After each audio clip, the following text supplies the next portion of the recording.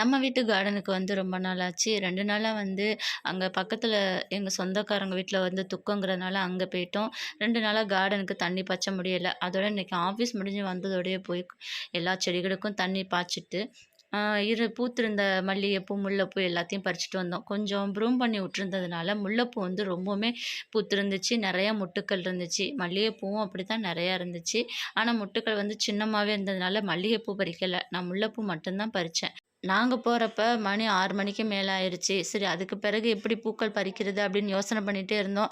ஆனா பூக்கள் எல்லாமே மலர்ற ஸ்டேஜ்ல இருந்துச்சு. அதனால எல்லாத்தையும் பறிச்சுருவோம் அப்படின்னு சொல்லிட்டு, முல்லைப்பூ எல்லாத்தையும் பறிக்க ஆரம்பிச்சுட்டேன். செடிகளுக்கு வந்து நம்ம கட் பண்ணி விடுறதோட, அதுக்கு நல்லா தண்ணி எல்லாம் பாய்ச்சி விட்டுட்டு, அதுக்கு தேவையான உரங்கள குடுத்தாலே போதும். நல்லா வந்து நமக்கு பூக்கள குடுக்கும். எல்லா பூக்களுமே நல்லா பெருசு பெருசா இருந்துச்சு. அதே மாதிரி காம்பும் நல்லா பெருசாவே இருந்துச்சு. கடைசியா நான் வந்து இத கட்டிட்டு, அதனுடைய ரிசல்ட்ட நான் காமிக்கிறேன் பாருங்க, எப்படி இருக்குன்னு. டெய்லியுமே வந்து இந்த அளவுக்கு தான் எங்களுக்கு பூக்கள் பூக்குது. இந்த அளவுக்கு தான் வந்து நான் பறிக்க முடிஞ்சுச்சு. ஆனா பறிச்சதுக்கு பிறகு வீட்டுக்கு வந்து பார்த்தேன், எல்லா பூக்களுமே மலர்ந்திருந்துச்சு. ஆனா சரியான வாசமா இருந்துச்சு. இப்போ ஒரு சரத்துக்கு வந்து பூக்கள வந்து கட்டி எடுத்துக்கிட்டேன். டெய்லியுமே நமக்கு பூக்கள் வந்து இந்த அளவுக்கு கிடைச்சிரும். நானும் பாப்பாவும் வச்சுட்டு போவோம். ஓகே ஃப்ரெண்ட்ஸ், இந்த வீடியோ பிடிச்சிருந்தா லைக் பண்ணுங்க. நம்ம சேனல சப்ஸ்கிரைப் பண்ணுங்க. Thank you.